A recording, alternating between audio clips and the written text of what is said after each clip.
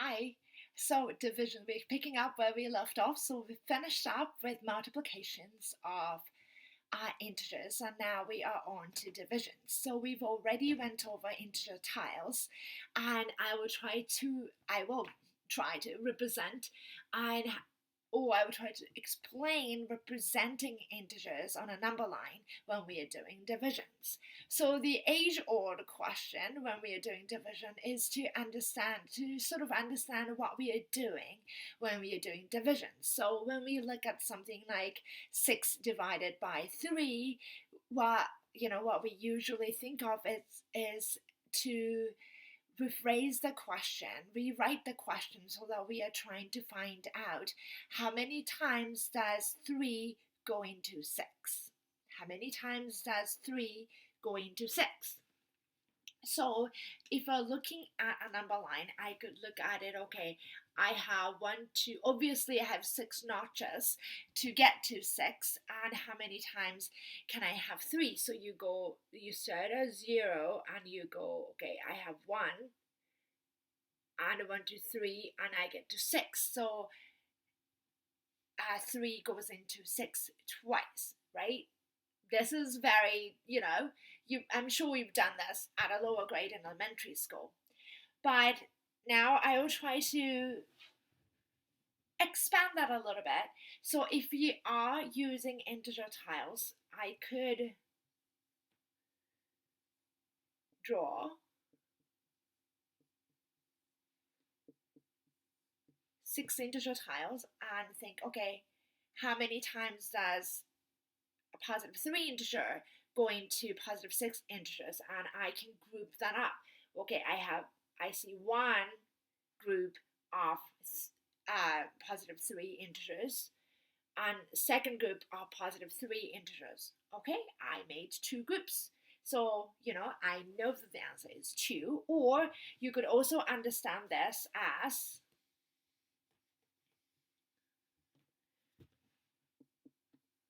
2, 3, 4, 5, 6. And I can read it differently. I can read it differently and say, okay, and I have to get to positive 6, but I have to get to positive 6 by making 3 groups of something. I'm making 3 groups of something. Okay, so I have to divide 6 positive integers into 3 equal parts. Now it's getting more like fractions, right? So I want to create 3 equal parts. Okay, I will create 3 equal parts. So if I do 2 and 2 and 2, I've created 3 equal parts. So answer is 2 in either way. Or we could also use this and think of it as, okay, I can turn this into a fraction. All right.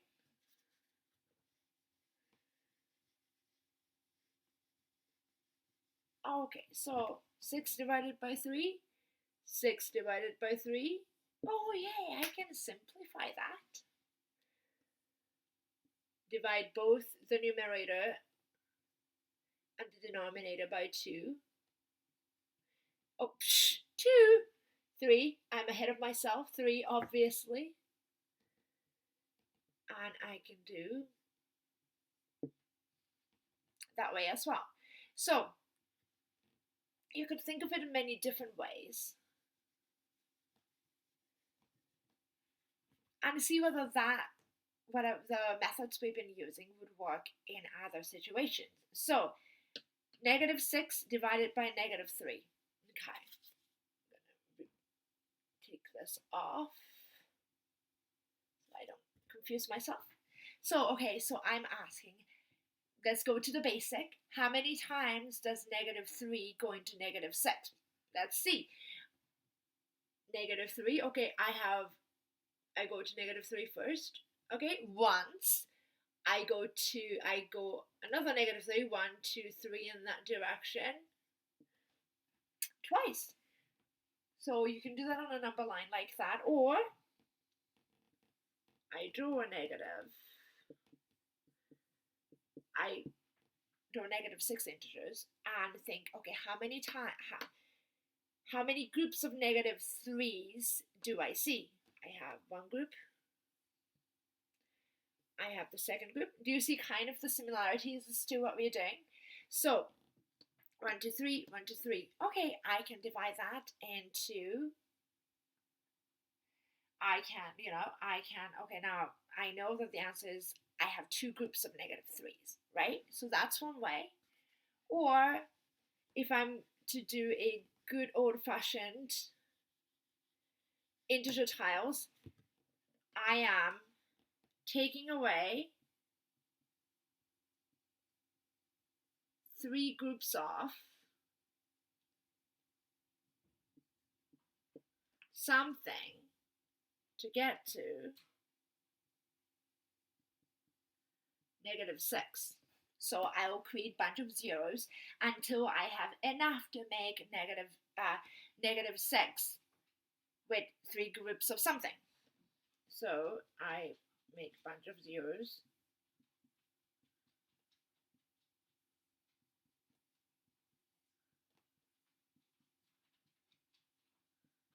Okay, so I take away 3 groups of something to get to -6. So what do I have to take away? 3 groups of, if I take away,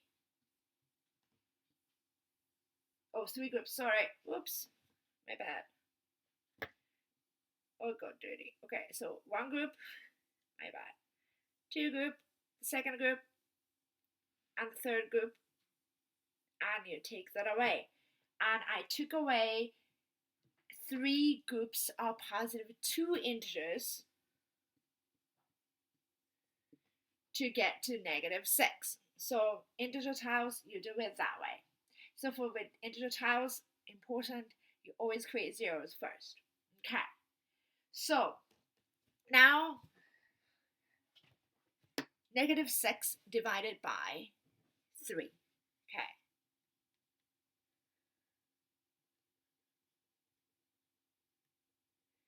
In a way, you could look at it in many different ways once again. So, but I can't really think of it in terms of how many times does 3 go into -6, because in my head that doesn't really make sense.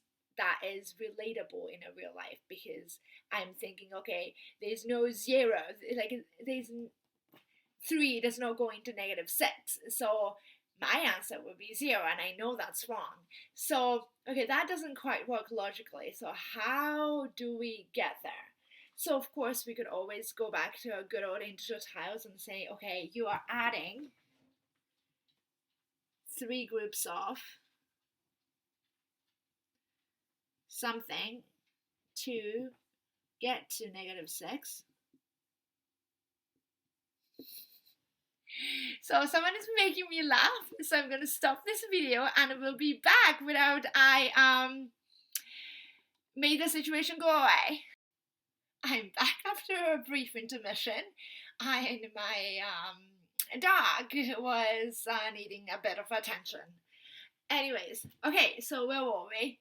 And so we were talking about, oh yes, -6 divided by 3.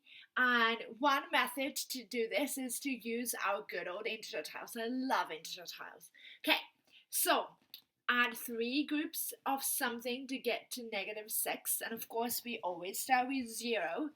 So you will add to get to -6. So 3 groups of what to get to 0? Well, you know what?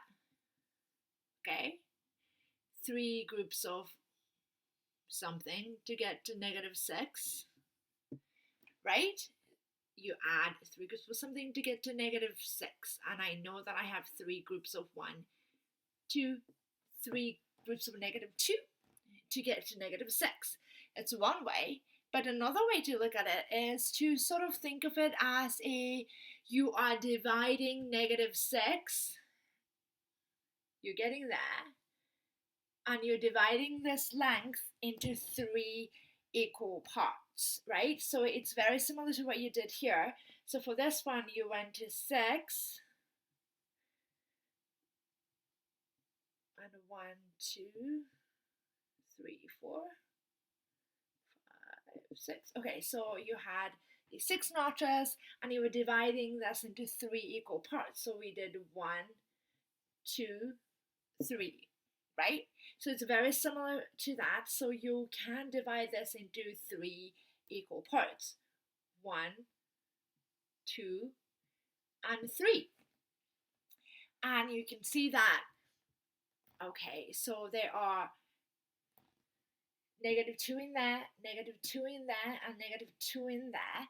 So if you divide -6 into 3 equal parts, there is -2 in each of the section. So that's one way to do so. And all of these methods, though, I think really fall apart when you come to 6 divided by -3. And the only way that I can do it, I just cannot think of a way to represent this accurately or in an intuitive way on a number line. I just can't do it because I am like, what does it mean? Well, first, the good old method of how many times does a 3 go into 6, how many times does -3 go into -6, I can't use that because, like this one, I cannot answer how many times -3 goes into 6. I'm thinking 0, and I know that's wrong. So that doesn't work. Okay, and what do you mean that I can't really use the option that I used about, okay, divide the length into 3 equal parts because there's a negative sign. What does that mean? I don't know. So I fall back on my good old integer tiles method. So I know that I have to take away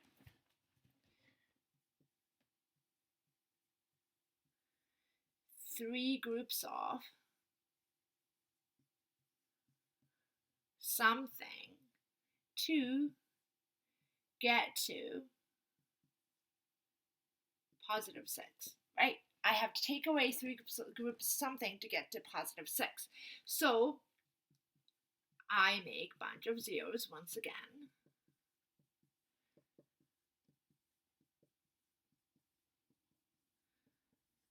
And I take three groups of something to make +2. So I know that if I take away 1, 2, 3 groups of -2 integers, then I get to +6. So that's the only way I really can understand this, unless, yeah, I think that's it. Or you could also think of it as, okay, you take away 3 groups of something to get to 6, right? And then at this particular moment, you don't know, you know the destination. You know that you're getting here, right?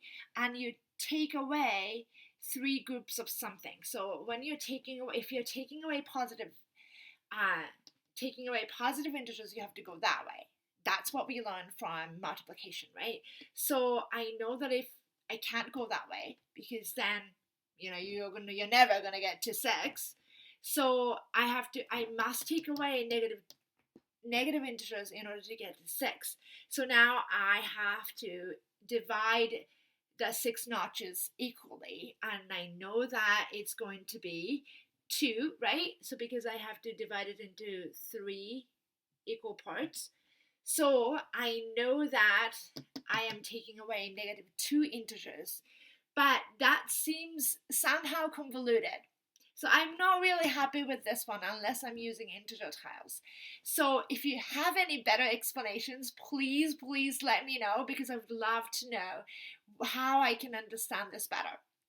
So, but hopefully this was somewhat, this was helpful in terms of understanding different ways that you could understand integers.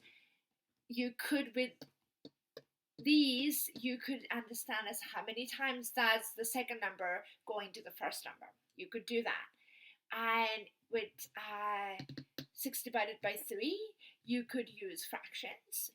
And also you could, obviously with all of them, you could always use integer tiles. That's probably one of the best ways to do division. You you know when with integers, division of integers, and with yeah, lost the train of my thought. So, and of course, focusing on first understanding what's going on with multiplication, knowing, okay, when you're taking away positive integers, you're going that way. When you're adding negative integers, you're going that way. When you're adding positive integers, you're going that way. And you're taking away negative integers, you also are going that way. That is also a good way to understand this. For example, just to go over it once again. So for this one, you are adding 3 groups of something to get to 6, right? So you're adding something to get to 6. So you know that you have to get to 6, and your operation that you're using, because this is a positive, you are adding. That means you must be adding positive integers, because that's the only option. Because if you're adding negative integers, you're going that way, and you never get to 6 using that method. So for this one, going over this once again, so this one you have to get to negative 6, right? So you have to get to negative 6, and you are taking away 3 groups of something to get to negative 6. So you're taking it away because it's negative 3. You're taking it away. That means the only option that you went is right over here. Take away positive integers. So you know that you are taking positive integers, because if you're taking away negative integers, you're going in the wrong direction. You never get to negative 6. So you are dividing this into 3 equal parts, and and you get to negative 6. And because the only option was to take away positive integers, you know that what you're taking away is positive 2 integers. Because of course, what we are using here is that when you're multiplying your answer with this, you're getting the first number, integer, right over there. So division, the relationship between division and a multiplication, that does definitely come in handy. So basically, when you're dividing A by B, and if you're getting C, you know that if you multiply C by B, you get A. That part, the relationship between division and multiplication, that's very, very important. And of course, multiplication is repeated addition, so everything comes back to repeated addition and repeated subtraction. And just to review it one last time, if you're getting to negative 3 or negative 6, but you're adding 3 groups of something, the only way is to add negative integers. So you add negative integers 3 times. So it has to be of equal number. So you add negative integers 3 times, negative 2, and then you get to negative 6. So for me, when I'm doing divisions, number line is not the most useful thing to understand what's going on, but it is definitely a good tool to visualize it in addition to integer tiles, just to see it in terms of, okay, which way am I going?